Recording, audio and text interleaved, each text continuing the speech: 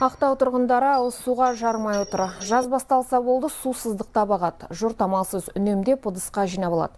Коммуналдық мекеме өкілдері су қысымының төмен екенін жасырмайды, сондықтан арнайы қондырғы орнатуға кеңес береді. Ал тұрғындардың оны сатып алуға шамасы жоқ. Бастаманы қолдағанның бірі Асыл Ізмағамбетова. Тіршілік нәріне тарыққаннан пәтерін тастап, төменгі шағын ауданнан баспана жалдауға мәжбүр болыпты. Үйге тұра алмай жатырық.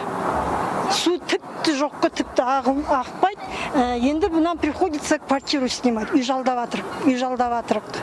Сол енді біз сұрайтынымыз көмек акиматтан, білмеймін, ақша беремі, біздерге бөлемі, насос алып берсін, бірдеңе қылсын. Енді мына көптір сұрағанда балдарды шомылдырмай ма, тамақ пісірмей ма, кір жумай ма. 16 шағын аудандағы Жеңіс тұрғын үй кешені тұрғындары да айдың күннің аманда суға зар екеніне наразы. Әкімдікке мәселені айтып бірнеше рет жүгінген, алайда бас қатырар ешкім жоқ дейді.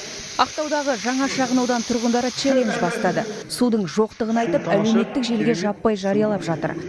Су тамаша, керемет. Жуынып алдым, теңізге шомылып қажет жоқ. Рахат екен. Бәсе.